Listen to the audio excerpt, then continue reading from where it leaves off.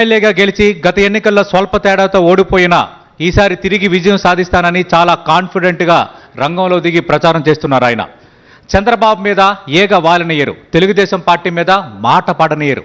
ఆయనే fire brand నేత, TDP నేత బోండా ఉమా గారు. బోండా ఉమా గారిని 10 టీవీ కాన్క్లేవ్కి సాదరంగా ఆహ్వానిస్తున్నాం.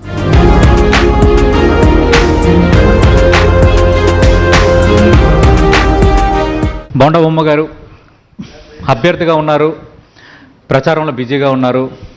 ఈరోజు నామినేషన్ స్క్రూట్ని ఇంత బిజీ షెడ్యూల్లో కూడా మా పిలుపుకి స్పందించి కొంత సమయం మాకు కేటాయించినందుకు ముందుగా మీకు 10 టీవీ తరఫున ప్రత్యేక కృతజ్ఞతలు. థ్యాంక్ యూ అండి.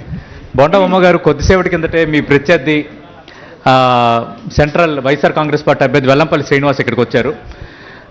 అంటే నామినేషన్లో మీరు కొన్ని కేసులకు సంబంధించి తప్పుడు వివరాలు పొందుపరిచారని కంప్లైంట్ చేశానని అన్నారు. విజయవాడ మిగతా అంశాలపై కూడా మాట్లాడదాం. మీ ప్రత్యర్థి కంప్లైంట్ పైన ఫస్ట్ మీ కామెంట్ ఏంటి?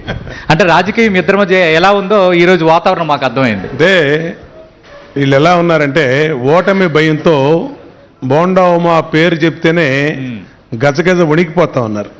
ఇప్పుడు నిజంగా వీళ్ళు చెప్పినటువంటి కంప్లైంట్లో జెన్యూనాలిటీ అట్లాగే నిజమైనటువంటి వాస్తవాలైతే ఆర్ఓ చర్యలు తీసుకుంటారు.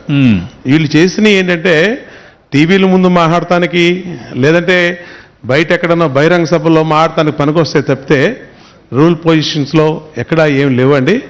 నైనా కాదు, ప్రధానమంత్రి నరేంద్ర మోడీ గారు అఫిడవిట్ తప్పేసిన, ముఖ్యమంత్రి జగన్మోహన్ రెడ్డి అఫిడవిట్ తప్పేసిన, ఇప్పుడు అందరూ కూడా ఎలక్షన్ కమిషన్ కంట్రోల్లో ఉంది. ఎలక్షన్ కమిషన్లో ఎవరికైనా రూల్ ఒకటే, సామాన్యుడికైనా ఒకటే, రాజకీయ పార్టీలకైనా ఒకటే, ప్రధానమంత్రి గారికైనా ఒకటే, ముఖ్యమంత్రి గారికి.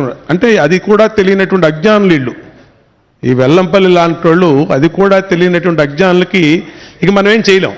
మరి మీకు ఆర్ఓ రిటర్నింగ్ ఆఫీసర్ దీని మీద వివరణ అడిగారు, మీరు ఏమైనా వివరణ ఇచ్చారా? ఏమీ లేదండి, వివరణ ఇవ్వాల్సిన అవసరం లేదు. సింపుల్. అక్కడ ఎలా ఉంటుందంటే స్క్రూట్నీ ప్రొసీజరు, నేను చేసినటువంటి డిక్లరేషను, నేను ఇచ్చినటువంటి అఫిడవిట్స్ తప్పు ఉంటే సింపుల్గా రిజెక్ట్ చేస్తారు. అంతే తప్పితే ఇంకా నన్ను క్లారిఫికేషన్ అడగటం మళ్ళీ ఇవన్నీ ఉండవు. కాబట్టి అది కూడా తెలియని అజ్ఞానుల ప్రశ్నలకి, అజ్ఞానుల ఆరోపణలకి సమాధానం చెప్పడం వృధా. ఓకే, బోండా ఉమా ఎందుకు వైఎస్ఆర్ కాంగ్రెస్ పార్టీకి అంత బిగ్ టార్గెట్? అంతగా పార్టీని మీరు షేక్ చేస్తారా? అది ఏంటి అసలు ప్రధాన రీజన్? మీరేమనుకుంటున్నారు? అంటే మొదటి నుంచి కూడా నేను 99 నుంచి తెలుగుదేశం పార్టీలో ఉన్నా. నేను తెలుగుదేశం పార్టీలోకి వెళ్ళేటప్పటికి వైసీపీ పుట్ల, తర్వాత 2009లో రాజశేఖర రెడ్డిగా చనిపోయిన తర్వాత 11లోకి వచ్చింది పార్టీ ఏర్పడిన తర్వాత. అప్పటి నుంచి కూడా మేము తెలుగుదేశం పార్టీలో ఉన్నాం.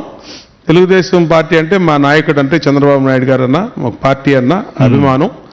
నేనున్నటువంటి పార్టీలో కమిట్మెంట్తో రాయల్గా ఉంటాను. అది నాకున్నటువంటి అలవాటు. కాబట్టి మా రాజకీయ ప్రత్యర్థి అయినటువంటి వైసీపీని, జగన్మోహన్ రెడ్డి తప్పుల్ని కానీ, అవినీతి కానీ, వాళ్ళ నాయకుల చేష్టలను కానీ ఎండగడతంలో ఎటువంటి మొహవాటం కానీ, వాళ్ళ అధికారంలో ఉన్నా, ప్రతిపక్షంలో ఉన్నా, ఎక్కడ ఏ పక్షంలో ఉన్నా సరే మా వాయిస్, మా వాణి అలాగుంటుంది. అంటే బోండా ఉమా టార్గెట్ కాబట్టే పశ్చిమ ఎమ్మెల్యేగా ఉన్న వెల్లంపల్లి శ్రీనివాస్ని సెంట్రల్కి తీసుకొచ్చారు అని అంటున్నారు, ఒప్పుకుంటారా? అది కరెక్ట్ కాదు.